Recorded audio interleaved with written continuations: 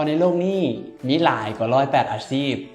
ท่านเคยสงสัยบ่ว่าแต่ละอาชีพเขาเจ้าเฮ็ดหยังแหน่และมีความพิเศษแบบใดรายการ Job Talk ของพวกเขาจะนำพาท่านไปฮู้จักกับหลากหลายสายอาชีพพบกันในวันพุธเวลา 8:30 น.ตอนแลงเป็นต้นไปสำหรับเอพิโซดนี้แขกรับเชิญสุดพิเศษของพวกเขาจะแม่นไผและประกอบอาชีพใดนั้นเดี๋ยวเรามารับชมไปพร้อมๆกันเลย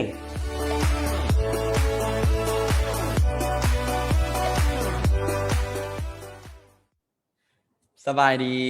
เนาะสบายดีท่านผู้ชมทุกท่านและกันยินดีต้อนรับเข้าสู่ Job Talk อีกครั้งหนึ่งเนาะรายการสนทนาสายอาชีพโดยที่ว่าพบกับข้าพเจ้าเช่นเก่าเช่นเคยศิริศักดิ์สิทธิพรที่จะนำพาแขกรับเชิญของพวกเราเนาะเพื่อมาให้ความรู้แบ่งปันประสบการณ์รวมไปถึงแรงบันดาลใจให้กับทุกๆคนที่ว่าเข้ามาฟังพร้อมในมื้อนี้ก็เป็นอีกหนึ่งเอพิโซดที่มีความพิเศษเนื่องจากว่าเป็นต้องเอิ้นว่าเป็นอาชีพที่เฮายังบ่ทันได้มีเนาะแขกรับเชิญในด้านนี้มาโดยเฉพาะในมื้อนี้เนาะก็ได้คิวเพิ่นมาแล้วเพราะว่าจองตั๋วมาดนแฮงก็จะได้ผู้นี้เนาะแล้วก็ต้องบอกว่าผู้นี้เป็นอีกคนนึงที่ว่ามีความพิเศษหลายเนื่องจากว่าเราเฮ็ดหลายอาชีพอีหลีเนาะแล้วก็ได้ผ่านประสบการณ์หลายรูปแบบเชื่อว่าการที่เรามาในมื้อนี้ก็จะได้มาแบ่งปันประสบการณ์ให้กับน้องๆที่เขามาฟังหลายๆคนรวมไปถึงแขกรับเชิญคนอื่นๆพร้อมเนาะเพื่อบ่เป็นการเสียเวลาเดี๋ยวไปพบกับเพิ่นกันเลยดีกว่าเนาะขอเสียงตบมือต้อนรับไอ้พรสวรรค์จินดามณีสวัสดีสบายมันดีสบายดีพี่สบายดีสบายดีบ่เห็นโดนสบายดีบ่ฮั่นเฮ็ดหยังแหน่ช่วงไอ้นี้สบายดีเนาะแข็งแฮงแฮปปี้แอสโซวีหั่นแหละกามเรื่อยๆกิจกรรมมีหลากหลายกิจกรรมให้เฮ็ดแล้วก็แข็งแฮงสุขภาพเป็นคน energy หลายอีหลีเนาะ บ่ค่อยเห็นอยู่บอนเก่าเลย โดยจะบ่เอิ้นว่าบีซีเนาะจะเอิ้นว่าเฮาแอคทีฟ active และ productive อีกนะ แม่นแม่ โดยนต้องขอแนะนำท่านผู้ชมในหนึ่งก่อนเนาะก็คือว่าไอ้หวันเพิ่นปัจจุบันเนาะเพราะเขาเชิญเพิ่นมาในนามของ sustainability manager หรือว่าภาษาลาวเขาเอิ้นว่าจังไหนผู้จัดการฝ่ายความยืนยงว่าไอ้หวันแม่นตัวนั้นแหละถูกต้องโดยที่ว่าเนาะมื้อนี้ก็เป็นตัวแทนจากทางแม่ของ Timber Plantation เนาะแต่ว่าก่อนอื่นก็คิดว่าอยากให้ไอ้หวันแนะนำตัวคร่าวๆก่อนอีกน้อยนึงนั่นแหละว่าส่วนหลายคนจะเอิ้นรู้จักในนามน้องหวันแม่นบ่ไอ้น้องหวันเนาะ แล้วช่วงนี้ไอ้หวันมีเฮ็ดหยังแน่หั่นโดยเดี๋ยวซั่นสบายดีเนาะสบายดีหมดทุกคนก็ชื่อแท้แม่นพรสวรรค์จินดามณีเนาะหรือว่าหลายๆคนอาจจะรู้จักกันในนามน้องหวันเนาะเพราะว่ามันก็เป็นชื่อของเราเนาะชื่อน้องหวันจังซี่นะบางคนก็เรียกกันว่าเอิ้นอ้ายก็อ้ายน้องหวันจังซี่เนาะซึ่งว่าตอนนี้เฮ็ดหยังอยู่ก็ปัจจุบันแม่นเป็นผู้จัดการฝ่ายความยืนยงเนาะหรือว่าsustainability manager แล้วก็อีกมุมหนึงก็เป็นอาจารย์สอนภาษาอังกฤษเนาะอยู่วิทยาลัยลาวอเมริกาและอีกตัวหนึงก็เป็นเดินมาเป็นรองประธานกลุ่มอาสาสมัครเนาะ Global Chapter เวียงจันทน์ครับก็จะเฮ็ดอยู่3อันหลักๆนำกันและนอกจากนั้นก็ยังมีการแปลภาษาเนาะจากลาวเป็นอังกฤษอังกฤษลาวจังซี่นะแปลทั้งเอกสารแล้วก็แปลทั้งเป็นแปลแบบแปลปากเปล่าเนาะแปลเว้านำเนาะแล้วก็เฮ็ดหยังอยู่ในช่วงนี้ก็บางอาทิตย์แล้วนี่หาก็มีกิจกรรมเนาะนั่นก็คือการสอนคนต่างประเทศดำนาซึ่งว่ามันก็เป็นอีกแนวนึงที่ว่าแปลกใหม่เนาะสำหรับคนลาวเฮาว่าดำนาก็ได้สอนก็ได้ค่าตอบแทนปานนั้นบ่ปกติแม่นเฮาไปจ้างเขาเจ้าแล้วก็เฮาก็เอาเงินจังซี่น่ะแต่ว่าอันนี้แม่นเฮารับสอนดำนาซึ่งว่าอยู่ศูนย์ของไอ้ฮักเนาะซึ่งว่าเป็นชื่อศูนย์ปัญญานิเวศฟาร์มซึ่งว่าเป็นออร์แกนิกฟาร์มซึ่งว่าเราก็เฮ็ดกิจกรรมหลายๆอย่างปลูกผักมีเพาะเฮ็ดอีหยังต่างๆเนาะมีสวนผักส่งผักออร์แกนิกเข้าฟาร์มแล้วก็ยังมีในเรื่องของหัดเรียนรู้วิถีชีวิตชาวนาลาวซึ่งว่าในฤดูกาลนี้ก็ดังที่ทุกคนได้รู้เนาะว่ามันเป็นฤดูกาลที่ว่าของการดำนาซึ่งว่าคนต่างประเทศที่อยู่ประเทศลาวของเฮาที่อาศัยแล้วก็เฮ็ดเวียกอยู่เนาะก็ได้พาลูกหลานเขาเจ้าหันมาที่ศูนย์ปัญญานิเวศซึ่งว่าน้องหวันเองก็ได้เป็นที่ว่าช่วยสอนทักษะต่างๆในการเฮ็ดเฮ็ดไร่เฮ็ดนาหั่นแหละให้กับเขาเจ้าได้รู้ว่าก่อนที่จะออกมาเป็นเม็ดข้าวมันจะต้องได้ผ่านกระบวนการใดๆจังซี่นะเนาะแม่นมันก็ม่วนซื่นหลายเนาะก็ได้ลุยขี้ตมแล้วก็ได้ รียนรู้วิถีชีวิตของคนลาวอันนี้มันจะเป็นกิจกรรมที่หาก็เฮ็ดผ่านๆมาปก แม่ ติ นแม่นแม่นเห็นดี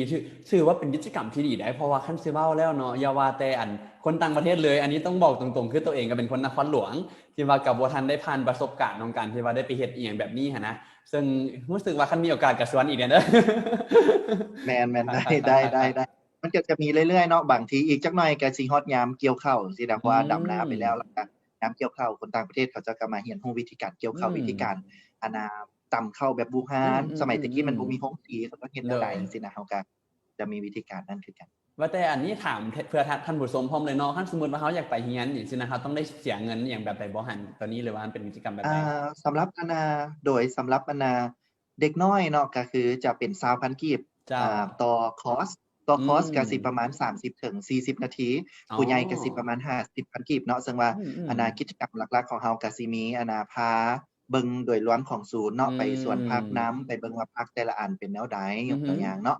ก็สิพาไปลกก้าเนาะ เจ้า ก่อนสิลกก้าพวกเฮาก็ได้อธิบายว่าโอเคเฮาจะต้องได้หว่านก้าประมาณ อือฮึ 28 มื้อหรือว่า1เดือน อือฮึ ประมาณนี้เนาะหลังลกก้าแล้ววิธีการมัดใส่ตอกมัดแนวใดเนาะจนไปฮอดวิธีการดำนาเนาะก็เอาถึงขบวนการไถนาพร้อมเนาะสมัยตะกี้เฮาใช้ควายใช้สัตว์เป็นในการไถนาเดี๋ยวนี้ก็มีเครื่องจักรจังซี่นะแล้วก็จะบอกวิธีการปลูกของเขาเจ้าว่าให้เฮ็ดเป็นสี่เหลี่ยมที่อันนี้มันกระบวนการทั้งหมดเนาะก็สิประมาณ 30 นาทีต่อค ส อร์ส ถานที่มันอยู่ไสไอ้หวันแล้วกับอันแบบใช้เปิดบริการโมงใดเนี่ยหั่น สถานที่หันแม่นอยู่บ้านสำเกตเนาะซึ่งว่า อือฮึ เป็นอยู่บ้านสำเกตใกล้ๆหนองบึกนั่นแหละ เจ้า เปิดก็แม่นส่วนใหญ่ก็สิเป็นเสาร์อาทิตย์เนาะเวลาว่าง แต่ว่าคันจันทร์ฮอดศุกร์ถ้าหากว่าลูกค้าหรือว่าผู้ใดที่ว่าสนใจก็สามารถติดต่อไปได้คือกันเนาะเบอร์หันบ่ชื่อเนาะแต่ว่าให้ไปเบิ่งอยู่เพจก็ได้เนาะปัญญานิเวศ อือฮึ ฟาร์มเนาะอยู่ใน Facebook นั่นแหละเสิร์ชเข้าไปแล้วก็จะได้เห็น เจ้า ไปเลย ขอบใจหลายๆก็ถือว่าเป็นเบรกคำยึดต้องบอกท่านผู้ชมก่อนเนาะว่าอันนี้เป็นข้อมูลเพิ่มเติมซะเป็นสาระความรู้ที่เอามาฝากกันเนาะหลังจากนี้เดี๋ยวเขาจะก้าวเข้าสู่ตัวอาชีพที่ว่าเขาสิมาล้มกันในมื้อนี้เนาะโอเคไอ้หวานพร้อมบ่สำหรับช่วงกิจกรรมทำบิดของพวกเรา พร้อมแล้ว มาเริ่มเลย ดี๋ว เนาะ ตื่นเต้นหน่อยนึง โอเค ยินดีต้อนรับทุกๆคนเนาะรวมไปถึงไอ้หวานพร้อมเข้าสู่ช่วงทำบิดของพวกเรากับเบรกที่มีชื่อว่า True or False แท้หรือเท็จอธิบายถึงไอ้หวานนิดนึงเนาะก็คือในกิจกรรมตัวนี้พวกเราจะมีหัวข้อเนาะหรือว่าว่าเป็นประโยคซะประโยคใดหนึ่งขึ้นมาแล้วให้ไอ้หวานนะบอกว่ามัน true หรือว่ามัน false เนาะซึ่งก็จะเป็นเกี่ยวข้องกับตัวอาชีพที่ไอ้หวานเฮ็ดนั่นแหละก็คืออาชีพ sustainability manager เนาะแล้วจากนั้นก็อยากให้อธิบายขยายความนิดนึงแน่ว่ามัน true หรือว่ามัน false แบบไหนเนาะโอเคมาเริ่มคำถามทำบิดกันเลยดีกว่าไอ้หวานอยากถามว่าในอาชีพตัว sustainability manager นี่นะเขาเคยได้ยินมาว่าเป็นอาชีพที่คนบ่ค่อยเฮ็ดอาชีพนี้หลายในประเทศลาวในความคิดไอ้หวันนี่มัน true หรือว่ามัน false จังได๋หั่น ความจริงไอ้คิดว่ามันก็ false เนาะเพราะว่าขออธิบายเพิ่มเติมมัน false แนวใดก็คือ โดยส่วนใหญ่แล้วเขาเจ้าเฮ็ดอาชีพนี้หลายแต่ว่าอาจจะบ่เป็นวงกว้างซื่อๆเนาะเพราะว่าเรื่องของเวลาที่เฮาคิดหาในเรื่องของความยืนยงจังซี่นะก็อาจจะคิดหาไปอื่นๆเพราะว่ามันได้รวมถึงในเรื่องของสิ่งแวดล้อมและก็สังคมพร้อมเพราะฉะนั้นมันอาจจะยังบ่ทันขยายเป็นวงกว้างแต่ว่าอยู่ในทุกๆบริษัทอยู่ในทุกๆโปรเจกต์หรือว่าทุกๆกระบวนการพัฒนาล้วนแล้วแต่เขาจะว่าได้ว่าinclude เนาะหรือว่าได้รวบรวมว่าเรื่องของด้านของการพัฒนาแบบยืนยงหรือว่าความยืนยงนี่เข้าไปเนาะบ่ว่าจะเป็นการเฮ็ดบริษัทใดหนึ่งหรือว่าการเฮ็ดโครงการก่อสร้างใดหนึ่งจังซี่นะก็ล้วนแล้วแต่มีตัวนี้ทุกๆแขนงเลยก็ว่าได้เจ้าก็ต้องเอิ้นว่าเป็นอาชีพที่ว่าหลายคนเฮ็ดอยู่ว่าซั่นซะแต่ว่าบ่แม่นวงกว้างคือกับที่ไอ้หวันเว้าเนาะแม่นโอเคถือว่าเคลียร์เนาะสำหรับคำถามต่อไปวันนี้นะไอ้หวันอยากรู้ว่า true or false คนที่จะเฮ็ดในอาชีพนี้ได้ควรจะต้องเรียนจบในสาขาสิ่งแวดล้อมไอ้คิดว่าบ่จำเป็นเนาะก็สิเป็นบ่กันเพราะว่าหลายคนก็เฮ็ดเวียกตัวนี้ก็คือว่าเรื่องของการจบสังคมมาก็มีจังซี่ล่ะหรือบ่บางคนก็จบแขนงการป่าไม้มาก็มีหรือบ่มันก็จบในสิ่งกระบวนการหรือว่าในว่าวิชาการพัฒนาชุมชนหรือว่าชนบทมาก็มีคือกันเนาะเพราะว่าได้เรื่องของการพัฒนาแบบยืนยงหรือว่าแขนงการ ความยืนยงนี่มันก็อือฮึ ควบคุมหมดเลยเนาะบางคนก็สิไปในสายของเศรษฐกิจไปเลอืยก็มีคือม ว่าเศรษฐศาสตร์ไปเลยก็มีคือกันเนาะเพราะฉะนั้นในบาบ่จำเป็นต้องจบแขนงการสิ่งแวดล้อมเนาะก็สามารถเฮ็ดเวียกตัวนี้ได้คือกัน อืมโดยก็ย้ำอีกบัดหนึ่งเนาะสรุปจากที่ไอ้หวันเว้าก็คือว่ากับบ่ได้ถึงขั้นกับว่าจำเป็นว่าจะต้องจบสายสิ่งแวดล้อมอย่างเดียวเพราะว่าเว้าเรื่องการพัฒนาแบบยืนยงมันมีหลายแขนงการเนาะบ่ว่าจะเป็นเรื่องของเศรษฐกิจเรื่องของงานด้านอื่นๆพร้อมว่าซั่นซะแล้วกลับมาถึงคำถามสุดท้ายไอ้หวันการที่จะเฮ็ดอาชีพsustainability manager นี่นะจำเป็นต้องได้มีการเดินทางต้องจำเป็นต้องได้มีการลงชุมชนตลอดอันนี้มัน true หรือว่า false ในมุมของอ้ายคิดว่ามัน true เนาะเพราะว่าก่อนที่เราจะเฮ็ดการพัฒนาใดหนึ่งหรือว่าฮู้ถึงปัญหาใดหนึ่งแน่นอนเราจะต้องได้เขาจะเอิ้นว่าลงไปใกล้ชิดติดแทดกับชุมชนหรือว่าเขตพื้นที่ที่ว่าเราเฮ็ดเวียกอยู่นำเนาะคือยกตัวอย่างของง่ายก็คือจะเป็นในเขตคำมวลแล้วก็เขตบริคำไซซึ่งว่าก่อนจะเฮ็ดกิจกรรมหรือว่ามีกิจกรรมใดหนึ่งจังซี่นะเราก็ต้องได้ลงติดตามแล้วก็เบิ่งในเรื่องของการประเมินผลเบิ่งหาว่าชุมชนหรือว่าเขตนั้นเขาเจ้าต้องการหยังเขาเจ้ายังขาดตัวใดจังซี่นะอันนี้อ้ายคิดว่ามันเป็นสิ่งจำเป็นเนาะที่ว่าจะต้องได้ลงไปสิติดแทดกับเขาเจ้าเพื่อฮู้ปัญหาและก็ความต้องการเขาอย่างแท้จริงเห็นดีกับไอ้หวันเนาะเพราะว่าคันสิเว้าแล้วคือเวลาเฮาอยากแก้ปัญหาใดหนึ่งนะโดยเฉพาะการช่วยเหลือกลุ่มคนใดหนึ่งเนาะเฮาจำเป็นจะต้องได้เข้าไปและเข้าใจเขาเจ้าอีหลีเพิ่นว่าไปเห็นการดำรงชีวิตของเขาเจ้ารูปแบบการคิดของเขาเจ้าหรือว่า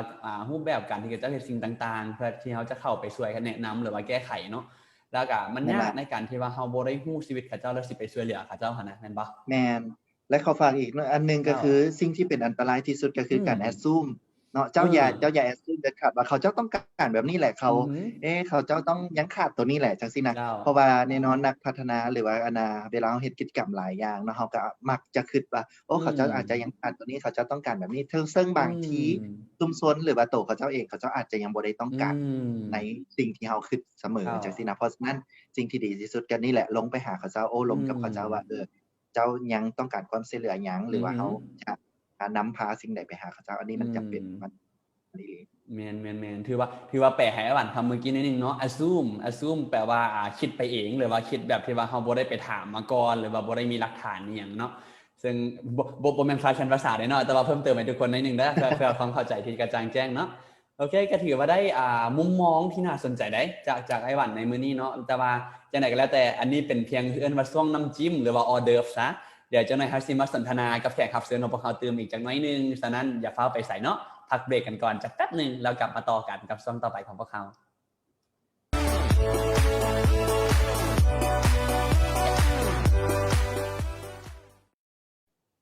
โอเคยินดีต้อนรับทุกคนกลับมาเนาะเข้าสู่เบรกที่2ของพวกเราเมื่อกี้ก็ได้มีการลมกับไอ้หวานเนาะแขกรับเชิญของพวกเราไปน้อยนึงละเกี่ยวกับพวกคำถาม true or false แต่บัดนี้เราสิมาเจาะลึกชีวิตของเรากันอีกจักหน่อยนึงรวมไปถึงเรื่องของเวียกงานพร้อมเนาะฉะนั้นก็ต้องได้ขออนุญาตเนาะต้อนรับทุกคนแล้วก็รวมถึงไอ้หวานพร้อมเข้าสู่เบรกที่2ของพวกเรากับช่วง job discussion หรือว่าการสนทนาสายอาชีพนั่นเองซึ่งในช่วงนี้เนาะก็คือที่บอกก็จะเป็นการสนทนาระหว่างข้าพเจ้ากับแขกรับเชิญเนาะฉะนั้นเดี๋ยวเรามาเริ่มกันเลยดีบ่ไอ้หวันเอาเลยมาถามก่อนซะไอ้หวันเข้าเริ่มอย่างจุดเริ่มต้นก่อนที่ไอ้หวันจะเข้าสู่การเฮ็ดเวียกในอาชีพนี้นะมันเริ่มต้นเป็นมาเป็นไปจังไหนหั่นโอ้คันเรานี่ก็ต้องขอย้อนไปไกลเติบมันสิเอิ้นว่าย้อนไปตั้งแต่สมัยเฮาเรียนมัธยมตอนปลายพุ่นแหละโดยอ้ายเป็นคนที่เข้าม6รุ่นสุดท้ายเนาะก่อนที่จะมีม7จังซี่ซะในสมัยนั้นหั่นน่ะอ้ายก็บ่ได้คิดถึงในเรื่องของการที่จะเฮ็ดเวียกงานด้านสิ่งแวดล้อมหรือว่าบ่มีสิ่งดังกล่าวนี้ในหัวเลยก็เอิ้นว่าด้วยความที่เฮาเป็นนักเรียนที่ค่อนข้างจะพ้นเด่นอยู่ในโรงเรียนของเฮาเนาะและเวลาที่เฮาอยู่ในห้องสินะหลายๆอาจารย์หลายๆท่านก็มักจะโยนความคิดเข้ามาหาเฮาว่าโอ้เรียนเก่งแบบนี้หรือว่าเรียนแบบนี้นะควรจะไปเป็นหมอจังซี่นะเฮาก็เลยปลูกฝังจิตสำนึกมาตลอดว่าเฮาต้องไปเรียนหมอจะต้องไปเป็นหมอมีเวลามีคนถามว่าสิไปเรียนหยังอยากเป็นหยังซี่นะก็เลยตอบไปว่าอยากเป็นหมออยากเรียนหมอทั้งๆที่เฮารู้สึกว่าในตอนนั้นเฮาก็บ่ได้รู้สึกว่าเฮาอาจจะมักแท้หรือบ่มักแท้เนาะแต่ด้วยความที่ว่า อาจารย์แนะแนวมาแบบนี้แล้วจังซี่นะมันก็จะเป็นแบบนั้นเราก็เลยตอบผู้คนทั่วไปแล้วบัดนี้หลังจากที่ว่าจบม.6 ก็อยู่ประมาณนี้แหละก่อนสิงม.6เป็นสิงปิดภาคเรียนของม.6นั่นน่ะก็มันรู้สึกว่ามีอิหยังจักอย่างนี่แวบเข้ามาในหัวเพราะว่าบ้านตัวเองคือตัวเองเป็นคนสยามบุรีเนาะในตอนนั้น เจ้าแล้วรู้สึกมันมีการที่ว่าขนส่งไม้ออกไปหลายๆแล้วรู้สึกว่าพื้นที่ที่เราอยู่มันค่อนข้างที่จะ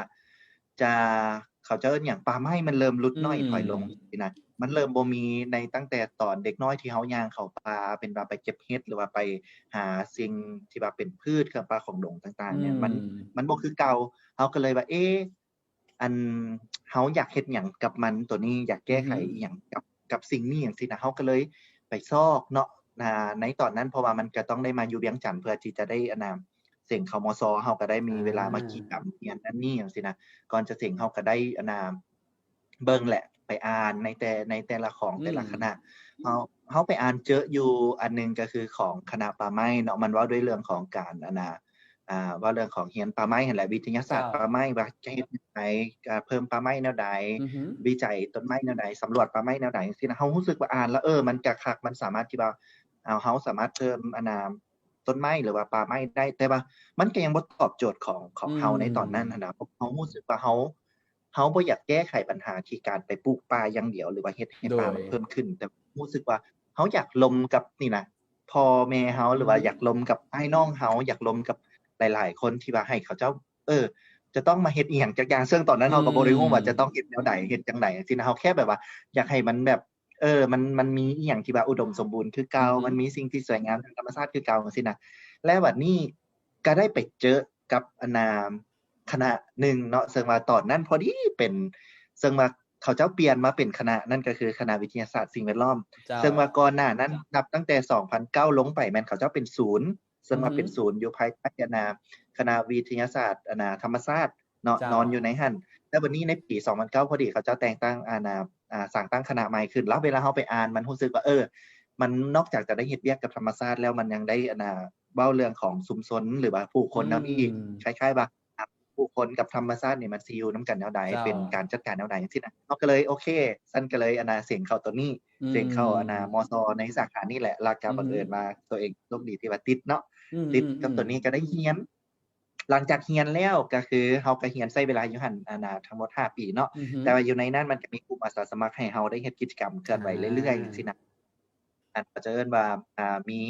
การลงชุมชนการไปเผยแพร่ความรู้ให้กับชุมชนให้กับน้องๆอยู่เขตเมืองเฟืองเขตวังเวียงนำไปเว้านี่แหละว่าชีวนานาพันธุ์หรือว่าสิ่งแวดล้อมมันมีความสำคัญแนวใดถ้าบ่มีอากาศมันจะเป็นแนวใดจังซี่นะก็ได้ไปเผยแพร่ก็เลยมันก็เป็นตัวหนึ่งที่ว่าซึมซับมาเรื่อยๆจนเราจบในปี2014เนาะเราก็ได้มีโอกาสไปเฮ็ดเวียกในให้กับกลุ่มอาสาสมัครซึ่งว่าเป็นองค์กรน้อยๆองค์กรหนึ่งเนาะแล้วก็ได้ทุนจาก GIZ ลาวแล้วก็เฮ็ดเวียกร่วมกับกระทรวงทรัพยากรธรรมชาติและสิ่งแวดล้อมเนาะเป็นกรมส่งเสริมคุณภาพสิ่งแวดล้อมเราก็ได้เฮ็ดเวียกอยู่หั่นได้ลงชุมชนได้ไปเผยแพร่เรื่องของป่าสงวนเรื่องของความสำคัญด้านสิ่งแวดล้อมชีวนานาพันธุ์เรื่องของ climate change ต่างๆอยู่ในเขตชุมชนแล้วก็นี่แหละการเดินสายเส้นทางสิ่งแวดล้อมหรือว่าความยืนยงนี่มันก็มาตลอดตั้งแต่14จนมาฮอดปัจจุบันเนาะรายการในตอนนี้ก็ตัวเองก็รับผิดชอบในเรื่องของความยืนยงเนาะว่าด้วยเรื่องของผู้จัดการฝ่ายความยืนยงอยู่ซึ่งว่ามันก็เกี่ยวข้องไปถึงในเรื่องสิ่งแวดล้อมและก็สังคมและมันก็ยังรวมไปถึงในเรื่องของ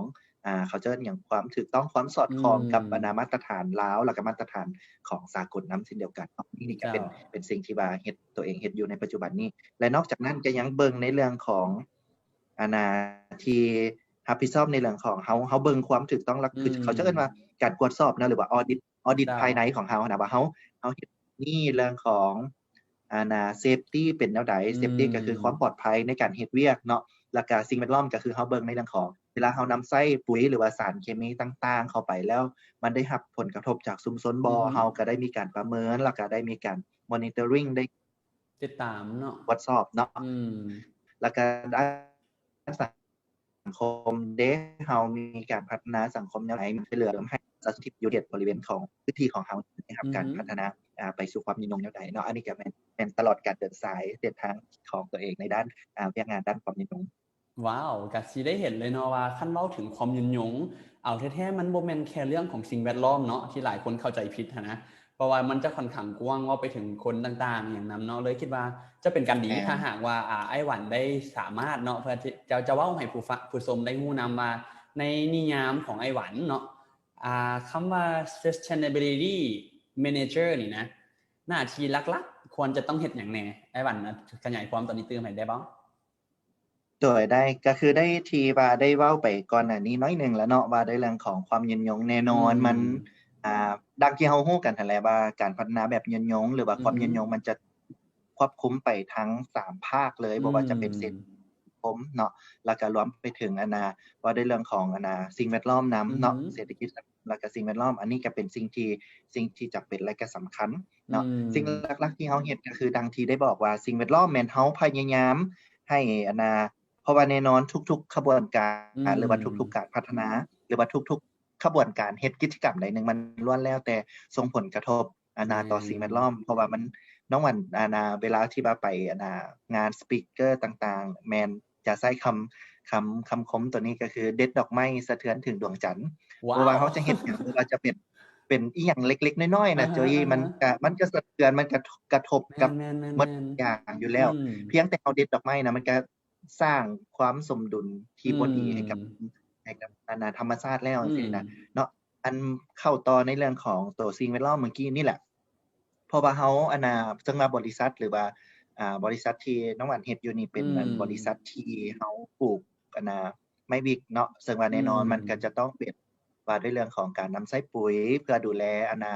เบี้ยพันธุ์หรือว่าเม็ดพันธุ์แล้วก็รวมไปถึงการนำใช้สารเคมีต่างๆเนาะแต่ว่าบัดนี้เฮาก็ต้องได้มาเบิ่งว่าความยืนยงมันจะเป็นแนวใดก็คือด้านสิ่งแวดล้อมเฮาก็พยายามที่ว่าจะอยู่ในภายใต้กฎหมายแห่งสปป.ลาวแล้วก็ว่าด้วยเรื่องของระเบียบการมาตรฐานสากลเนาะก็คือเพิ่นจะมีรายชื่อดอกว่าสารเคมีใดที่สามารถนำใช้ได้เนาะซึ่งว่ามีบางอันที่มันร้ายแรงเพิ่นก็ห้ามไปเลยแต่ว่าตัวใดที่สามารถนำใช้ได้เฮาก็เอาตัวนั้นมานำใช้และเพิ่นจะบอกไว้ว่าอยู่ในสารเคมีนั้นก่อนจะนำใช้ต้องเฮ็ดหยังจังซี่นะเฮาก็ปฏิบัติตามนั้นและหลังจากใช้แล้วเฮ็ดแนวใดจังซี่นะก็คือเวลาที่เฮามีการนำใช้สารเคมีเฮาก็ต้องได้มีการวัดน้ำเนาะวัดดินพร้อมเบิ่งว่าน้ำที่ว่าหลังจากที่เฮาใช้สารเคมีไปแล้วมันลงสู่ชุมชนนี่นะมันมีสารเคมีตกค้างบ่คันมีสารเคมีตกค้างเฮาจะต้องหาวิธีการแล้วก็กระบวนการต่างๆมาเฮ็ดให้มันบ่มีสารเคมีไปหาชุมชนอันนี้แม่นด้านสิ่งเนาะแล้วก็รวมไปถึงการแน่นอนการปลูกไม้มันก็ต้องได้มีการเซาะหน้าดินเนาะแบบเขาจะเอิ้นว่าเกี่ยมพื้นที่จังซี่นะเฮาก็เบิ่งในเรื่องของสีนานาพันธุ์เอิ้นได้ว่าเบิ่งควบคุมทุกๆอย่างของสิ่งแวดล้อมเลยบัดนี้ส่วนในเรื่องของสังคมก็คือเฮาก็นี่แหละเวลาที่เฮาจะเฮ็ดหยังจักอย่างเขาจะเอิ้นว่าpre-risk operation เนาะก็คือจะเป็นกระบวนการที่ว่าไปประชุมบ้านเพื่อถามเขาเจ้าว่าก่อนที่เฮาจะเฮ็ดกิจกรรมใดนึงนี่นะเขาเจ้ามีความกังวลหยังบ่คือยกตัวอย่างเช่นว่าเฮาสิปลูกไม้หรือว่าเฮาสิฉีดยาฆ่าหญ้าจังซี่นะคันประชาชนบ่ให้ฉีดพวกเฮาก็บ่ฉีดเลยเพราะว่าเฮาเบิ่งประชาชนเป็นหลักเนาะแต่ว่าบางชุมชนประชาชนก็บอกว่าฉีดได้แต่ว่าจะต้องได้แจ้งบ้านก่อนอย่างต่ำ3มื้อและในขณะที่ฉีดจะมีป้ายต่างๆมาเนาะอันนี้แม่นการเฮ็ด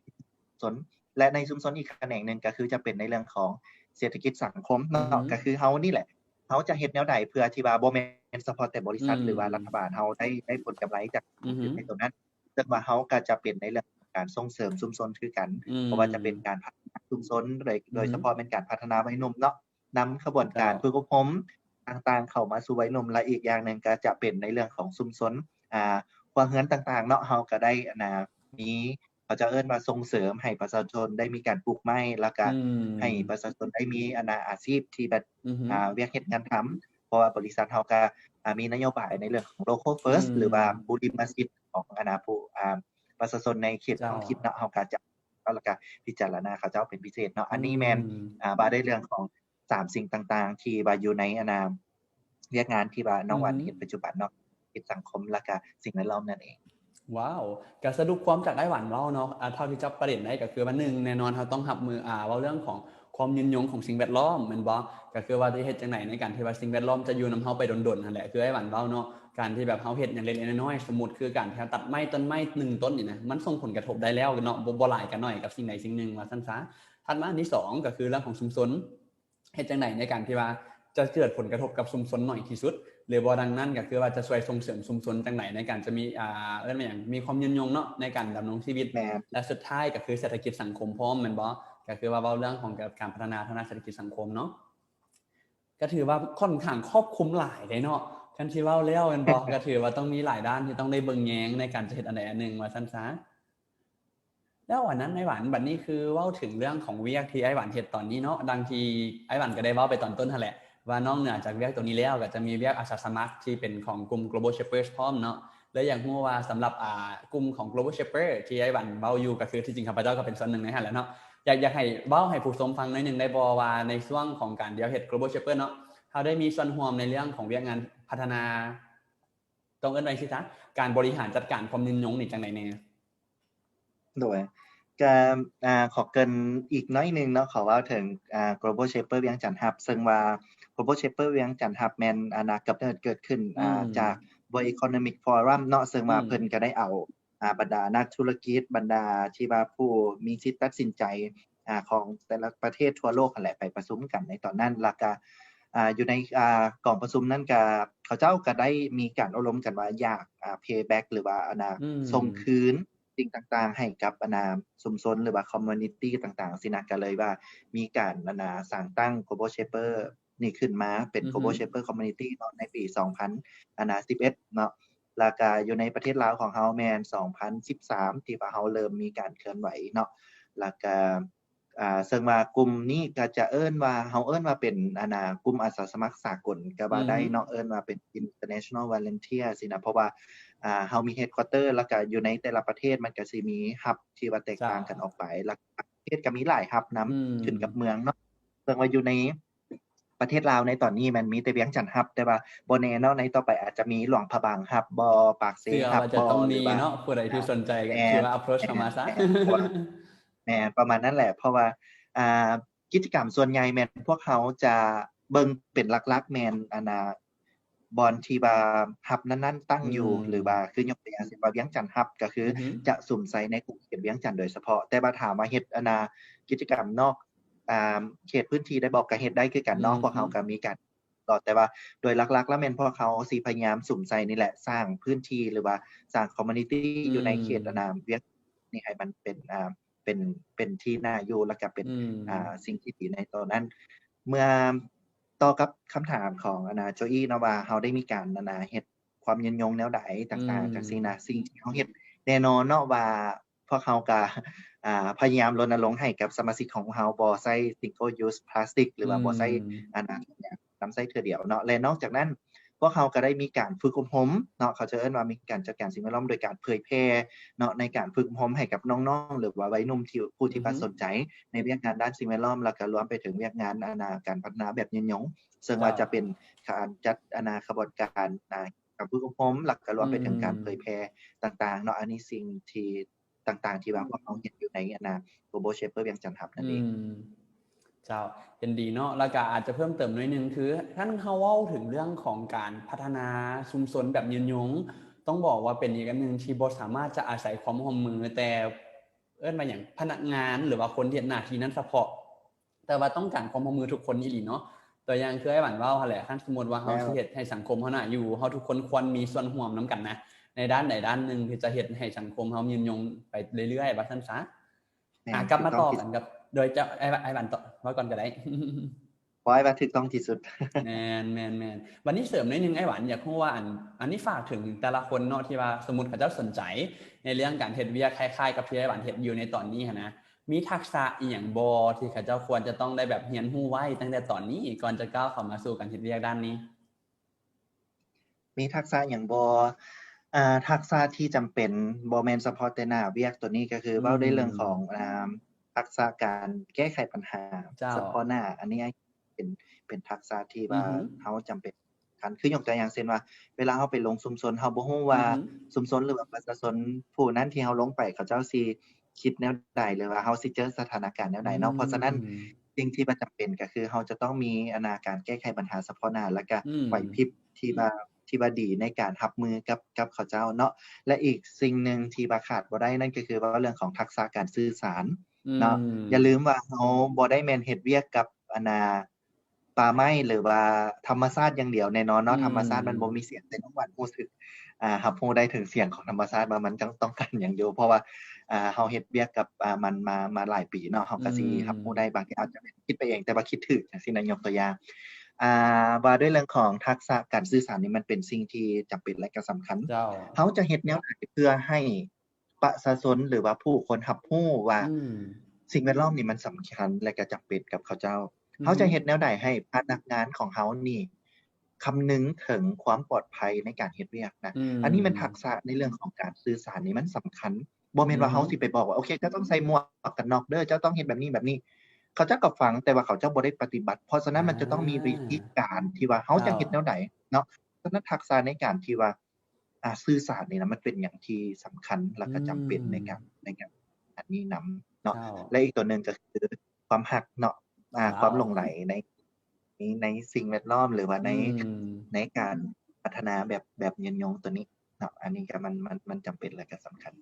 แม่นเห็นดีกับไอ้หวันหลายคือที่จริงทักษะตัวไอ้หวันเว้ามาทั้งหมดหั่นนะมันบ่เพียงแต่ปรับใช้ได้กับหน้าเวียกที่ไอ้หวันเฮ็ดอยู่แต่แทบทุกหน้าเวียกเนาะเพราะว่าทุกมื้อนี้รู้สึกว่าคนให้ความสำคัญกับ soft skill หลายว่าเรื่องการแก้ปัญหาว่าเรื่องการสื่อสารจะเป็นท็อปๆเลยแหละที่ว่าแขกรับเชิญผู้ใดมาก็จะเว้าถึงตลอดแต่ว่าอันนี้อาจจะเพิ่มเติมหน่อยนึงที่ว่าต้องมีแท้ๆคือไอ้หวันเว้าเมื่อกี้คือว่าเป็นความรักเนาะแล้วก็ passion ในสิ่งที่เฮ็ดอีหลีโดยเฉพาะว่าเรื่องเฮ็ดอันนี้มันต้องมีใจกับสิ่งแวดล้อมมีใจอยากช่วยเหลือชุมชนแม่นบ่แม่นละเพราะว่าคันเรารักในสิ่งใดหั่นน่ะมันจะเฮ็ดให้เราเฮ็ดออกมาได้ดีเนาะเวลาที่เราได้เฮ็ดอิหยังในสิ่งที่เรารักกันน่ะมันจะเฮ็ดให้เราแบบรู้สึกว่าโอเคมันบ่แม่นเพียงแต่ว่าเราเฮ็ดเวียกให้มันแล้วๆไปแต่ว่าเราจะอยู่ในกระบวนการที่ว่าข้อยต้องเฮ็ดอิหยังอีกเนาะข้อยจะต้องมีหยังเข้ามาอีกเนาะมีนวัตกรรมใดเข้ามาอีกเนาะเราคิดอยู่ตลอดเราอินกับมันนั่นน่ะเข้าใจบ่ว่าอินกับสิ่งนั้นแล้วจังซี่นะบ่แม่นเพียงแต่ว่าโอเคข้อยเฮ็ดตัวนี้แล้วก็ไปเวียกแล้วก็เฮ็ดโอเคเฮ็ดหน้าเวียกข้อยแล้วก็แล้วมันบ่หมดเพียงเท่านั้นเนาะเราจะต้องได้มี passion หรือว่าความหลงใหลความรักกับสิ่งที่เราเฮ็ดอยู่นะว้าวเห็นดีหลายครับไอ้หวันอยากถามอีกหน่อยนึงพอดีเมื่อกี้เว้าถึงเรื่องของหน้าเวียกของไอ้หวันเนาะอยากรู้ว่าคนที่จะเฮ็ดในหน้าเวียกที่ไอ้หวันเฮ็ดอยู่ตอนนี้นะควรจะเกี่ยมใจที่จะเจอสิ่งท้าทายอีหยังแน่ที่จะเข้ามาพอจะแบบแบ่งปันให้ฟังได้บ่ต้องเกี่ยมใจหลายๆอย่างเลยแหละเนาะเพราะว่าคือเราเว้าแหละว่านอกจากซุมซนที่ว่าเราบ่ฮู้ว่าเราจะเจอกับหยังแหน่เนาะและนอกจากนั้นก็คือว่าเรื่องของธรรมชาติต่างๆจังซี่นะเพราะว่าบางทีเนาะการที่เราเฮ็ดเวียกในเรื่องของความยุ่งยงหรือว่าเรื่องของสิ่งแวดล้อมนี่นะมันก็ต้องได้เจอกับหลายๆอย่างบ่ว่าจะเป็นสภาพอากาศหรือว่าภัยธรรมชาติหรือว่าสิ่งที่ว่ามันอาจจะเกิดขึ้นที่เราบ่ได้ควบคุมบ่ได้คำนึงอะฮะคาดบ่ได้เนาะเพราะฉะนั้นการที่เราจะต้องรับมือนอกจากที่ว่าเป็นเรื่องของธรรมชาติแล้วก็ยังเป็นในเรื่องของบรรดานโยบายแล้วก็ความสอดคล้องต่างๆเนาะกับสิ่งที่ว่าเราเฮ็ดอยู่เพราะว่าอย่าลืมว่าเราอยู่ภายใต้กฎหมายของสปป.ลาวนำแล้วก็ซึ่งว่าได้นำใช้เขาจะเอิ้นหยังนโยบายของสากลนำเช่นเดียวกันเนาะแต่ว่าโดยส่วนใหญ่นโยบายของสากลมันจะลิงก์มาหานโยบายของท้องถิ่นเนาะเพราะฉะนั้นเราจะต้องได้ปฏิบัติตามท้องถิ่นนี่แหละอันนี้มันเป็นสิ่งที่สำคัญแต่ว่าอีกประเด็นหนึ่งที่ต้องรับมือก็คือนี่แหละบางที่เรานำใช้คือยกตัวอย่างอาจจะเป็นสารเคมีซะเวลาที่เรานำใช้ไปมันอาจจะบ่ได้ส่งผลในทันทีทันใดจังซี่นะแต่ว่ามันก็อาจจะในชุมชนเพราะฉะนั้นสิ่งที่เราเฮ็ดได้ก็นี่แหละต้องได้ประเมินต้องได้รับมือมีแผนการรับมือกับมันเป็นอย่างดีอันนี้มันจะช่วยให้เรา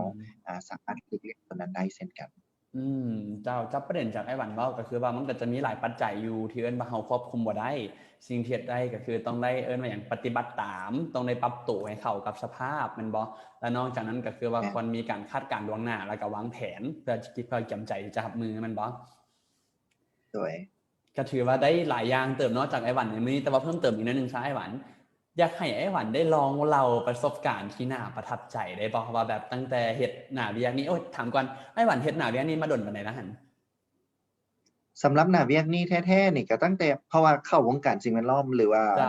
การพัฒนานี่มาก็ตั้งแต่2004 อือฮึ2014ก็ตั้งแต่จบพู้นแหละก็6 เจ้า5-6ปีครับอือฮึก็ถือว่าโดย5-6 ปีเนาะก็แต่ว่าสิคลุกคลีที่กับตัวนี้ดนเจ้าโดยแม่นละประมาณนั้น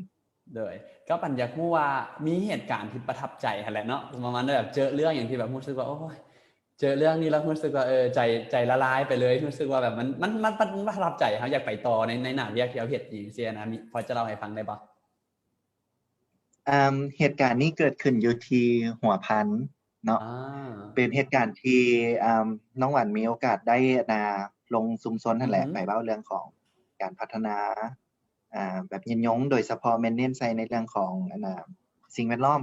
ซึ่งว่าอยู่ในเมืองหัวเมืองเนาะอยู่แขวงหัวพันนั่นแหละอืเราก็ได้มีการมเอิ้นชุมชนเนาะในตอนเช้าเราจะมาเฮ็ดเวียกกับชุมชนแล้วก็อือฮึอำนาจการปกครองท้องถิ่นจังซี่นะเผยแพร่ในเรื่องของสิ่งแวดล้อมชีวนานาพันธุ์ต่างๆจังซี่นะให้กับเขาเจ้าซึ่งว่าเหตุการณ์ที่ประทับใจมันบ่ได้แม่นอิหยังที่ใหญ่หลวงเลยแต่ว่าเราเห็นเขาจะเอิ้นว่าหยัง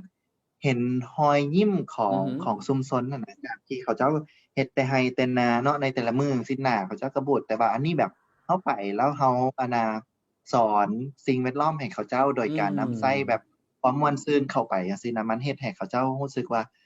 ม่วนซื่นกับเราแล้วเขาอืเจ้าแบบม get along หรือว่ามีส่วนร่วมกับเราหั้นน่ะมันเฮ็ดให้เรารู้สึกว่าเรามาเวียกนอกจากที่เรามาไกลแล้วเราเมื่อยแล้วอืมันก็ยังมเป็นอิหยังที่ว่ามันเติมเต็มให้กับเรานะและอีกหนึ่งเหตุการณ์ก็คือเหตุการณ์ที่เด็กน้อยในชุมชนนั่นแหละพาเราไปเพราะว่ามันเป็นกระบวนการสำรวจป่าเนาะเพราะว่าเจ้าเราอยากรู้ว่าโอเคนอกจากความรู้ที่เราเอามาให้เขาเจ้าแล้วเขาเจ้ามีความรู้หยังให้กับเราแหน่อือฮึยกตัวอย่างเช่นว่าสมุนไพรหรือว่าพืชต่างๆจังซี่นะเด็กน้อยก็เข้าไปเนาะอือฮึพาเราไปป่าแล้วบังเอิญว่าเราย่างไปแล้วอ้ายไปตำกับน้ำอิหยังสักอย่างนี่แหละอืมตัวเองแล้วมันเฮ็ดให้เลือดเราออกอะนะเด็กโอ้น้อยแล่นห่มกันเข้ามาอะแล้วฮะไปเด็ดหญ้าคิวอะนะเราอืเอิ้นมเราเอิ้นหญ้าคิวเนาะแล้วมายำๆๆเขาจะบ่ได้ทุบเด้ยำๆๆหลังจากยำให้มันละเอียดแล้วเขาจะเอามาปิดใส่แผลเราอะนะๆอ๋อเด็กน้อยบอกว่าพ่อแม่เขาจะสอนว่ามันเป็นสิ่งที่สามารถหยุดเลือดได้จังซี้นะซึ่งว่าเราห้ามเลือดก็เคยได้เนาะเนาะเราเออแม่นห้ามเลือดได้ซึ่งว่านั้นแต่ว่าสิ่งที่ประทับใจก็คือเด็กน้อยหลายคนห่มมาแล้วก็พากันๆอะฮยำะตัวนั้นให้มันละเอียดเอามาใส่เราอะนะซึ่งว่ามันเป็น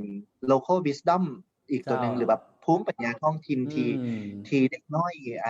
มีติดโตมาจากอืพ่อจากแม่เขาเจ้ามจังซี้นะผมรู้สึกเด็กน้อยก็สามารถที่ว่าจะเอาตัวรอดได้ในเขตเจ้าที่ว่าเขาเจ้าอยู่รู้สึกว่ามันก็เป็นอิหยังที่ว่าน่าประทับใจเออขนาดเราฟังยังประทับใจรู้สึกว่ามันดีได้เนาะกับการที่แบบเด็กน้อยเขาเจ้ารู้ว่าต้องรับมือจังไดเพราะมันก็เห็นถึงความแม่นเอิ้นว่า1มันการแก้ปัญหา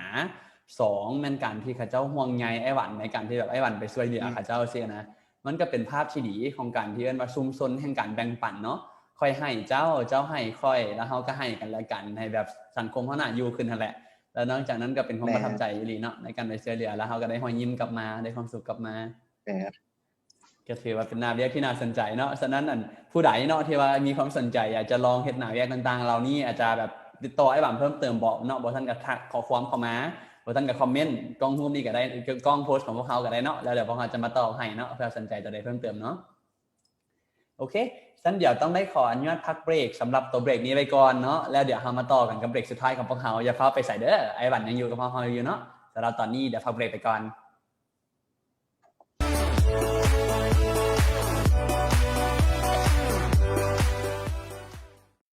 ยินดีต้อนรับครับเข้าสู่เบรกสุดท้ายของพวกเราเนาะกับรายการจับทอพวกเราซึ่งเบรกนี้มีชื่อว่า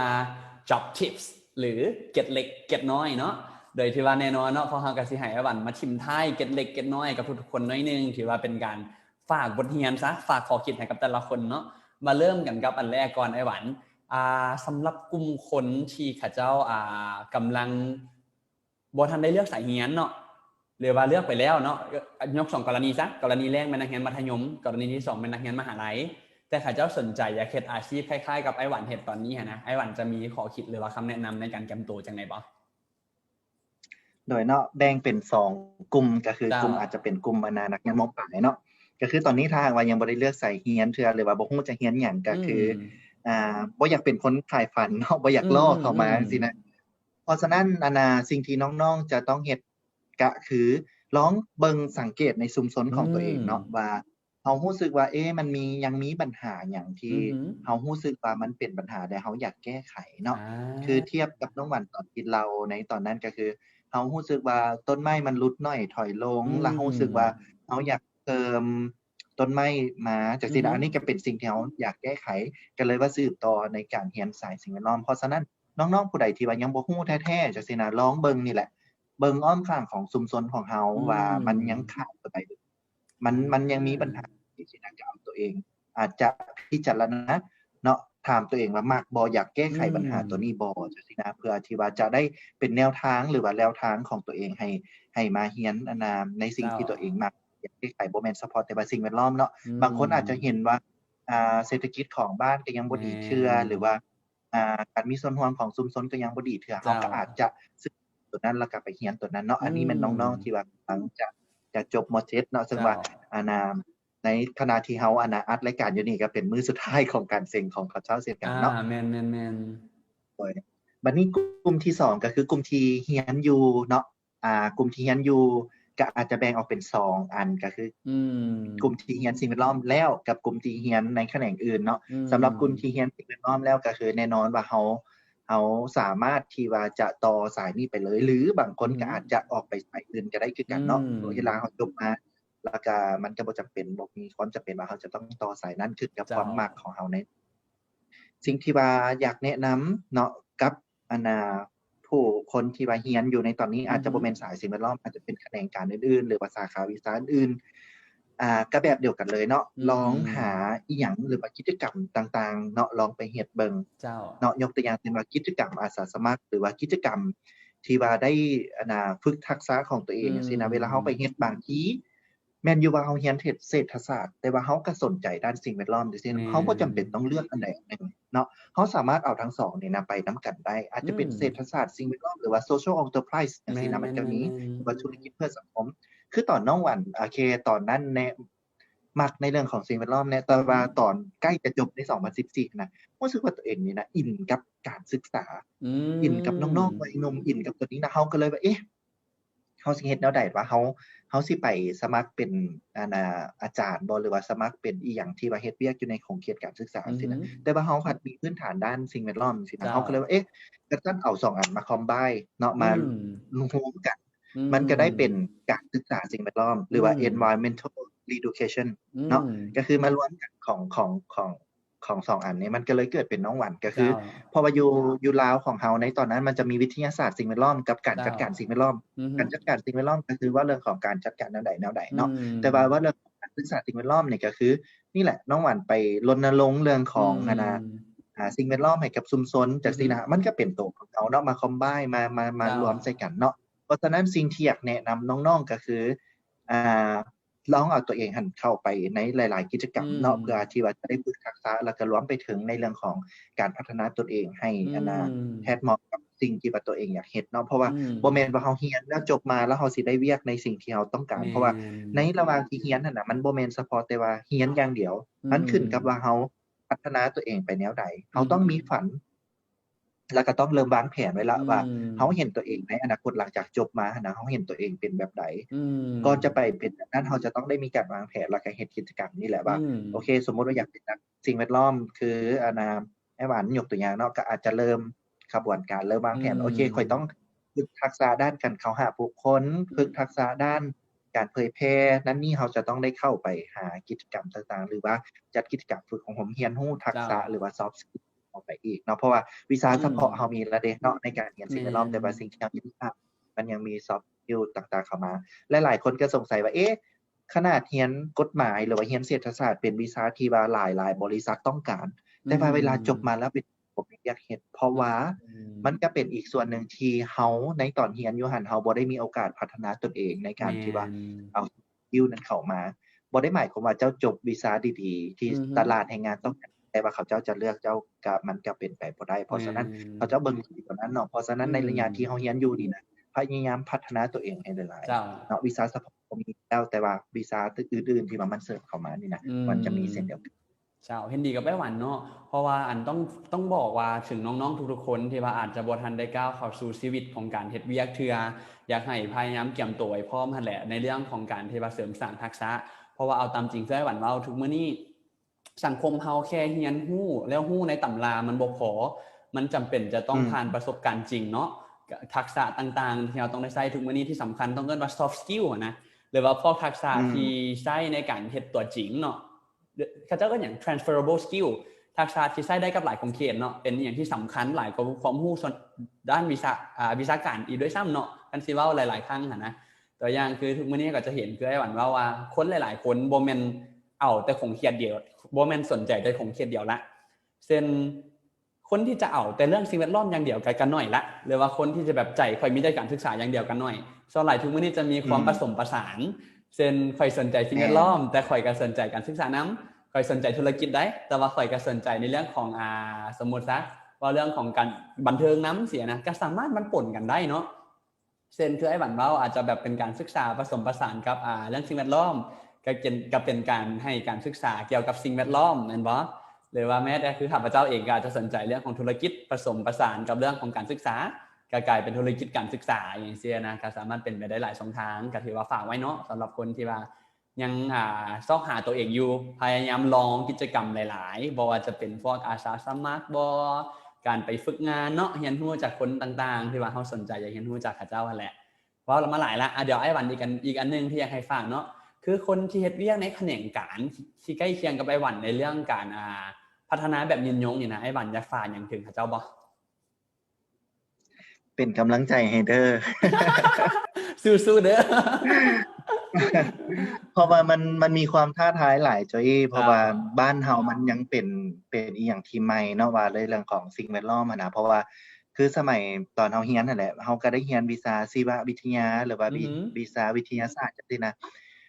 มันบ่ได้มีคำว่าสิ่งแวดล้อมให้เฮาคิดให้เฮาได้ยินแล้วเฮาคิดออกเลยจังซี่นะมันเป็นเรื่องที่ใหม่ๆอยู่แต่ว่าในปัจจุบันนี้มันก็มีวิชาอันน่ะวิชาสิ่งแวดล้อมเนาะอยู่ในชั้นสามัญจังซี่นะซึ่งว่าน้องๆก็โชคดีแล้วก็เฮาก็ดีใจนำที่ว่ามันเวลาเขาเจ้าได้ยินคำนี้แล้วเขาเจ้าคำนึงถึงตัวนี้นะเพราะเป็นหยังจึงบอกว่าสู้ๆแล้วก็เป็นกำลังใจให้เด้อเพราะว่าดังที่บอกแล้วมันมีความท้าทายหลายก่อนที่เฮาจะไปคือยกตัวอย่างเช่นว่าเฮาจะเห็นเรื่อยๆดอกมีการจูดเหี้ยจากแบบว่าผู้เฒ่าผู้แก่หรือว่าคนในท้องถิ่นจังซี่นะเวลาเฮาไปห้ามเขาจะโอ๊ยแต่กี้ก็ยังจูดมันก็บ่เห็นสิเป็นหยังแม่นแต่กี้เฮามีต้นไม้หลายเฮาบ่ได้มีโรงงานอุตสาหกรรมหลายเฮาบ่ได้มีประชากรหลายแบบนี้จังซี่นะซึ่งว่าธรรมชาติมันสมดุลมันดุลเดียงกันมันสามารถที่จะเกื้อกูลกันได้คือยกตัวอย่างควันมา10ต้นไม้ดูดไป10จังซี่นะมันไปจังซี่แต่ว่าในปัจจุบันนี้ควันมา10ดีบ่ดีควันมา20ยกตัวอย่างต้นไม้เพียงแต่5จะดูดไป5มันก็สะสมเพราะฉะนั้นมันแตกต่างจากเมื่อก่อนหลายเนาะเพราะฉะนั้นเวลาที่เฮาไปบอกกับชุมชนหรือว่าเห็นไผจุดขี้ยานเลยว่าเป็นหยังคือแต่กี้ก็ยังจุดแต่กี้มันบ่คือเดี๋ยวนี้แล้วสินะแต่กี้มันมีต้นไม้หลายเดี๋ยวนี้บ่มีต้นไม้หลายอันนี้ก็อาจจะเป็นแนวทางเนาะหรือบางทีแบบเฮาแยกขี้ยาอยู่ในบ่เฮือนจังซี่นะเฮาไปรณรงค์ตลอดว่าเป็นหยังคือต้องแยกตึกนะสิ่งที่เฮาตอบได้ก็คือแยกก็เฮ็ดให้บ่มีแมงวันมาตอมเฮือนเจ้าหลายเพราะว่าเขาเจ้ามักจะท้วงคำว่าอันแยกแล้วก็คือเอาขึ้นรถคันเดียวกันอยู่นะแม่นขึ้นรถคันเดียวกันแต่ว่าการที่แยกไว้มันจะลดแมงวันต่างๆที่มาตอมสุขภาพเราก็จะดีนะเพราะฉะนั้นนี่แหละอยากให้ทุกคนสู้ๆกับสิ่งที่ว่าตัวเองเฮ็ดอยู่หั้นนะเพราะว่ามันต้องได้ใช้เวลาเนาะว่าด้วยเรื่องของจิตสำนึกนะมันเป็นรุ่นผู้ใดมันเป็นเจเนอเรชันผู้นก่อนที่เขาจะปรับเปลี่ยนหรือว่าเปลี่ยนทัศนคติของเขาจากตัวหนึ่งให้เป็นอีกตัวหนึ่งสินะมันยุ่งยากหลายเพราะว่า ตลอด5ปีที่ผ่านมาเฮาเฮ็ดเวียกการรณรงค์หรือว่าการปลูกจิตสำนึกด้านสิ่งแวดล้อมนี่นะมันก็ยังได้ผลแต่ว่าเล็กน้อยซื่อๆแต่ว่าอืมันมสิไปนี่แหละเพราะว่าเฮาเห็นว่าอยู่ในยุคปัจจุบันนี้มันอือฮึก็มีหลายๆองค์กรหลายๆคนหันมาสนใจในเรื่องของeco friendly หลายอืขึ้นจังซี่นะม มันก็รู้สึกว่าดีเนาะเพราะฉะนั้นก็เป็นกำลังใจให้ทุกคนเป็นเด้อ กำลังใจให้ทุกคน เจ้าเห็นดีก็ไอ้หวานเนาะแม่นได้แม่นได้เว้าเรื่องของการเปลี่ยน mindset ของคนมันใช้เวลา แต่ว่าเวลาเราเปลี่ยนได้ปุ๊บอะนะมันจะเป็นเจเนอเรชันที่ดีไปเลย ตัวอย่างง่ายๆ คือสมมุติว่าข้าพเจ้าเองเนาะอาจจะสอนน้องข้าพเจ้าในการที่ว่าให้อันนี้ขออนุญาตยกตัวอย่างเด้อเพราะว่าช่วงนี้เป็นช่วงเส็งของนักเรียนมัธยมแน่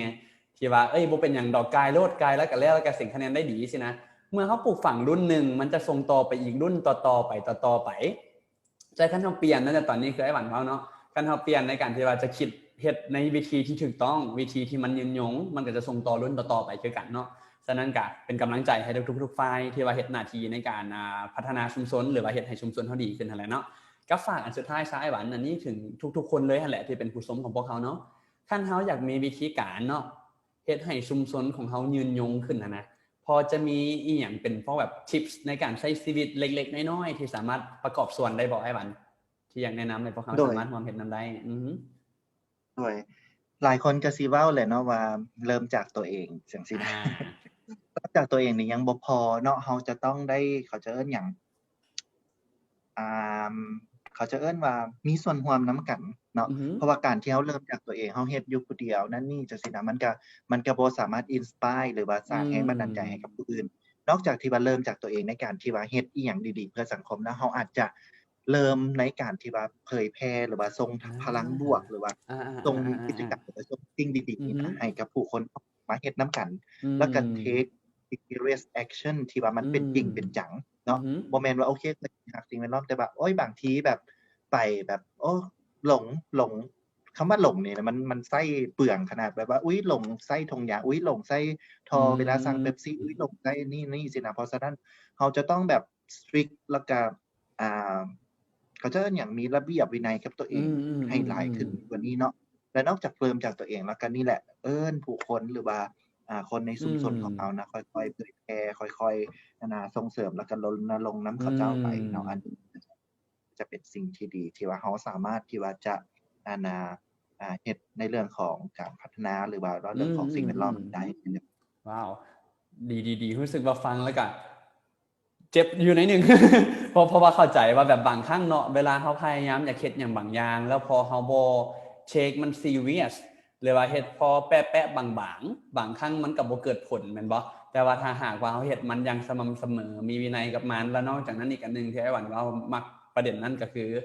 การที่เรา involve คนอื่นเข้ามาหรือว่าให้คนอื่นมามีส่วนร่วมนำเราอะนะมันจะเฮ็ดให้จากพลังของ1คนเนาะกลายเป็นพลังของ2ของ3ของ4ของ5เป็น20เป็น100อะนะ แล้วมันจะสามารถสร้างกันเป็นแปลงที่ยืนยงได้ดีกว่าถึกบอกไอ้มันต้องบอกในหนึ่งก่อนวันนี้ก็คือเป็นเก็ตเล็กๆน้อยๆซะเป็นช่องพิเศษที่พวกเราเสริมเข้ามาเนาะนั่นก็คือการที่เราจะมาเจาะเลิกถึงมือหนึ่งมือของไอ้หวันว่าแต่ละมือเฮ็ดอย่างแน่ในการที่ว่าจะสามารถ productive หรือว่าเฮ็ดสิ่งต่างๆเพื่อให้มันได้หลายๆอย่างว่าสั้นๆเนาะที่ว่าเกิดผลก็เลยว่าอยากให้ไอ้หวันได้แบ่งปันให้ท่านผู้ชมฟังนิดนึงได้บ่โดยเพราะว่าก็มีความสนใจเนาะแล้วก็อยากแบ่งปันเช่นเดียวกันเนาะเพราะว่าเราเว้าเรื่องของจ็อบหรือว่าการเฮ็ดเวียกจังซี่นะเจ้าเพราะว่าหลายคนก็สิคิดว่าโอเคการเฮ็ดเวียกเราสามารถเฮ็ดได้แต่อันเดียวหรือ2อันจังอืซี่นะมซึ่งว่าเราสามารถเฮ็ดได้หลายๆอย่างเลยอือฮึก็เลยลงกับตัวนี้แหละว่าอยากแบ่งปันเนาะว่าเจ้าใน1มื้อของวันนี้เฮ็ดหยังแหน่แล้วก็ในเวลาว่างเราเฮ็ดหยังแหน่จังซี่นะก็คืออ่า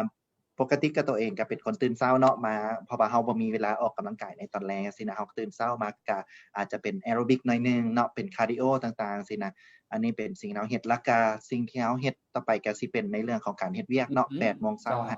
า5โมงแลงคือผู้คนทั่วไปหั้นแหละอืแล้วก็มอันนี้เป็นเวียกประจำอยู่แล้วเนาะบัดนี้เวียกเสริมในตอนแลงก็คือดังที่บอกว่าเป็นอาจารย์สอนภาษาอือังกฤษเนาะซึ่งมันก็ม ตั้งแต่5โมงครึ่งจนฮอด8โมงครึ่งของแต่ละเจ้ามื้อจังซี้นะ หลังจากกลับบ้านเนาะอันนี้แม่นเป็นกิจวัตรประจำวันอืของตัวเองมเนาะบัดนี้อยากส่งเสริมก็คือในเรื่องของเสาร์อาทิตย์จังซี่นะอืเราก็นอกมจากที่ว่าเราจะใช้เวลานั้นในการ หากิจกรรมที่เฮามักและก็ได้เงินพร้อมหมายถึงว่าได้ค่าแรงตอบแทนมาอืมบ่ว่าจะเป็นคือน้องหวันเป็นคนที่มีทักษะด้านภาษาอังกฤษจังซี่นะเฮาก็เจ้าสามารถที่จะสอบถามคนที่เขาเจ้าต้องการนายแปลภาษาหรืออืบางมทีแบบแปลเอกสารต่างๆจังซี่เนี่ยอืเฮาอฮึก็ใช้เสาร์อาทิตย์นั้นในการเฮ็ดกิจกรรมของเฮาได้เช่นเดียวกันอือฮึเนาะหรือบางทีเฮานอกจากที่ว่าเป็นหาเงินที่ว่าเป็นความสุขอีกทางหนึ่งแล้วเฮายังสามารถที่ว่าหารอยยิ้มที่ว่าเป็นเจ้าความสุขให้กับจิตเราได้เช่นกันก็คือบ่ว่าจะเป็นการนำใช้ทักษะของตัวเองหรือว่าความอืรู้ของตัวเองมเฮ็ดสิ่งดีๆเพื่อสังคมคือน้องหวันนี่แหละจัดกิจกรรมฝึกอบรมด้านสิ่งแวดล้อมตอืลอดด้านมการศึกษาตลอดในมื้ออือฮึวันเสาร์วันอาทิตย์จังซี่นะเพราะว่าเฮารู้สึกว่าในตอนที่เฮายังน้อยนะเฮายังต้องการคนที่แบบมาคอยบอกมาคอยว่าเจ้าเจ้าต้องเฮ็ดนี่จังซี่นะเฮาก็อารมณ์นั้นคือกันเนาะ ก็เลยว่าเราจัดกิจกรรมดีๆแบบนี้กับน้อืองๆหลายคนที่เข้ามามเขาเจ้าก็รู้สึกว่าได้อิหยังจากเราไปหลายเติบเนาะอืแล้วบัดนี้หลายมคนก็สิถามว่าเฮ็ดเวียกตั้งแต่เช้าจนฮอดค่ำแถมเสาร์อาทิตย์ก็ยังบ่ได้พักผ่อนจังซี้นะสิมีแรงพักผ่อนบ่น้องหวัอืนเขาบอกเลยว่ามการที่เราเฮ็ดหยังอืมในสิ่งที่เรามักอะนะมันพักผ่อนไปในโตอยู่แล้วอาเนาะเพราะว่าเวลาที่เรานี่แหละการสอนบางอือคนก็บอกว่าฮึๆเมื่อยๆสอนฮอด8:30บ่เมื่อยว่ากลับไป น้องหวันเขาบอกเลยว่าบ่เมื่อยคือบางมื้อนะเราเป็นไข้จาอืกการเฮ็ดเวียกจังมซี้น่ะบางทีเราเป็นไข้คือมื้อวานนี่แหละตั้งใจว่าสิยกเลิกชั่วโมงสอนเจ้าของตัวเองเนาะแต่ว่าเวลาที่เราได้เข้าไปแล้วเราเห็นเอเนอร์จีเราเห็นเด็กน้อือฮึอยที่ว่ามีความกระตือรือร้นมีความอยากเรียนมีความสนทนากันมันเปลี่ยนโหมดขออืงการมที่เราเป็นอีกโหมดหนึ่งมาอีกโหมดหนึ่งอือจังซี่นะฮึมันได้พักอยู่ในตัวมันได้เอเนอร์ๆอืจีอีกแบบหนึ่ง มแล้ววันนี้เสาร์อาทิตย์บางคนก็บอกว่าควรจะนอนอยู่บ้านหรือว่าพักผ่อนพากิจกรรมนั้นนี่เขาก็นี่แหละไปพบคนไปเผยแพร่สิ่อืงที่เรามีความรู้หรือว่ามบางทีไปเรียนรู้สิ่งใหม่เจ้าๆอันนี้มันเป็นการพักผ่อนได้เนาะเพราะฉะนั้นการพักผ่อนบ่แม่นเพียงแต่นอนหรือว่าเฮ็ดอิหยังอยู่แล้วล่ะบ่อืเฮ็ดหยังแต่ว่าการพักผ่อนมบางทีมันเกิดจากการฟังเพลงเกิดจากการสิ่งที่เราเจ้าเฮ็ดได้สิ่งที่เรามักปลูกต้นไม้จังซี้น่ะมันก็สามารถที่ว่าจะพักผ่อนไปในตัวอืแล้วเพราะฉะนั้นเรามบ่มีมื้อว่าโอเค1มื้อนี่ข้อยจะนอนพักผ่อนอย่างเดียวจังซี้นะ แต่บางครั้งว่าร่างกายเราบ่ไหวหรือว่าร่างกายเราไปต่อือฮึอบ่ได้เราก็อาจจะอ่าพักผ่อนเล็กน้อยเนาะเจ้าตัวนั้นก็ได้เช่นเดียวกันเพราะฉะนั้นตัวนี้แหละอยากฝากไว้นำทุกคนว่าเราสามารถเฮ็ดอิหยังได้หอือฮึ ลายๆอย่างในกิจกรรมของเราในแต่ละมื้อเจ้าแม่นเนาะก็คือว่าบ่จำเป็นต้องให้ขีดจำกัดตัวเองเสมอว่าเราต้องเฮ็ดอย่างเดียวว่าซั่นซะหรือว่าความสามารถเราต้องมีด้านเดียวสินะบางครั้งพอเรามีหลายๆอย่างมันมีความสนใจหลายๆเรื่องเนาะหรือแม้แต่บางครั้งเราเฮ็ดแล้วมันมีความสุขหั้นน่ะเนาะไอ้บัดเนาะมันก็เป็นการที่ว่าอยู่ที่เราสิบริหารจัดการจั่งใดพร้อมตัวอย่างคือบางคนอาจจะเบิ่งว่าการสอนคนมันเมื่อยเนาะแต่ก็บางคนมันก็เป็นความสุขเดะแล้วมันก็รู้สึกคือเป็นสิ่งที่ให้เอเนอร์จีอะนะเห็นภาพเนาะ แล้วนอกจากนั้นคือไอ้บ้านนอกนั่นแหละบางคนก็สิแบบมีบางครั้งก็ปฏิเสธบ่ได้เนาะเราจะต้องมีเวียกอย่างต่างๆที่ได้เฮ็ดเสาร์อาทิตย์แต่ถ้าเรามี mindset ที่ถูกต้องกับมัน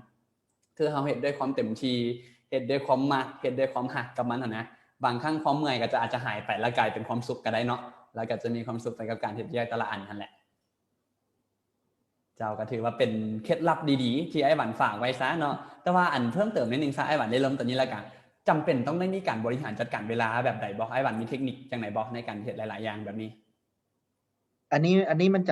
จำเป็นและก็สำคัญหลายเว้าในเรื่องของ time management หรือว่าอืมการจัดการกับเวลาของตัวเองเนาะเพราะว่าอย่าลืมว่าเราสามารถเฮ็ดหยังได้หลายอย่างแต่ว่าก็อย่าลืมความจำกัดคือยกตัวอย่างเช่นว่าเวลาของเรามี24ชั่วโมงต่ออือฮึ1มื้อเนาะถ้าหากว่าเทียบเวียก1เวียกต่อ1ชั่วโมงจังซี้น่ะเราก็ควรจะรับเวียกเพียงแต่24เวียกต่อมื้ออือฮึยกตัวอย่าอือฮึงเนาะเราบ่ควรจะรับมา25จังซี้เนาะเพราะว่าคันอื25แล้วเราบ่มมีเวลาเฮ็ดมันเนาะบ่เจ้าแม่นว่าเราเฮ็ดบ่ได้แต่ หลายเหตุผลเพราะฉะอืนั้นนี่แหละมก็ต้อ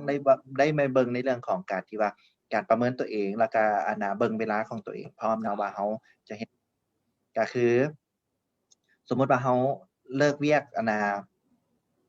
5โมงสินะ5โมง30นาทีเราเดินทางแต่มันก็อืเดินทางมันก็หมดไปกับมเดินทางในการไปสอน5โมงครึ่งแล้วสินะเพราะฉะนั้นเราก็ต้องได้มีเวลาบ่แม่นเฉพาะแต่เวลาที่ว่าเฮ็ดเวียกมันจะต้อืองได้เกี่ยมเดะมเกี่ยมการสอนแนวใดอือฮึเจ้าสิเอาเวลาใดเกี่ยมสอนจังซี้นะ แยามเฮ็ดเวียกของเราเด้คันอืเวียกมันค้างในมเราได้อันนี้แม่นสิ่งที่สำคัญเนาะเจ้าในบางทีเสาร์อาทิตย์เราก็นอกจากที่ว่ารับเวียกแล้วเราก็อาจจะแบ่งเวลาให้กับการจัดการเวียกที่ค้างของเราอืได้เช่นเดียวกันเนาะเพราะฉะมนั้นการจัดการเวลาและก็การจัดการอ่าหน้าเวียกของเรานี่มันเป็นอือฮึสิ่งที่สำคัญมากเนาะแล้วเจ้า ทุกคนก็ควรจะ นึงถึงตัวนี้นำก็ถึงว่าฝากไว้เนาะก็เอิ้นว่าเป็นการ learn how to say yes และในขณะเดียวกันก็ learn how to say no พร้อมประมาณว่าเราต้องได้จัดการพร้อมเนาะต้องได้รู้ว่าอันใดที่ว่าจัดแจงเขาแล้วเวลามันมีหรือบ่มีแบบใดเนาะบางเรื่องก็จำเป็นต้องได้ปฏิเสธก็ต้องปฏิเสธอีหลีเนาะก็บ่สามารถจะรับทุกอย่างได้ว่าซั่นซะแล้วก็สุดท้ายนี้เนาะก็ต้องขออนุญาตขอบใจเนาะไอ้หวานที่ว่ามาให้เกียรติมาออกร่วมรายการกับพวกเรานอกจากนั้นก็แม่นมาแบ่งปันประสบการณ์ความรู้แรงบันดาลใจกับคนที่เข้ามาฟังในมื้อนี้เชื่อว่าผู้ชมสิได้บ่หลายกันหน่อยแล้วเนาะจากไอ้หวานที่ได้แบ่งปันไปในมื้อนี้เนาะแล้วก็ขอบใจท่านผู้ชมทุกๆคนนํที่เข้ามารับชมพวกเราตั้งแต่ต้นจนจบแล้วก็ฝากไว้ในนึงเนาะรายการJob Talkพวกเราออกอากาศในเวลา 8:30 นของวันพุธเด้อสามารถติดตามพวกเราได้เนาะออกวันพุธเว้นพุธแล้วก็อย่าลืมแชร์วิดีโอนี้เพื่อส่งต่อให้กับคนที่ทันห่วงใยแล้วก็อยากให้เจ้าได้มาฟังนํกันสำหรับมื้อนี้เนาะต้องได้ขอลาไปก่อนทั้งข้าพเจ้าแล้วก็ไอ้หวานเนาะต้องขอลาทุกคนไปก่อนแล้วพบกันใหม่ในเอพิโซดต่อไปสำหรับมื้อนี้ขอกล่าวคำว่าสบายดีสบายดี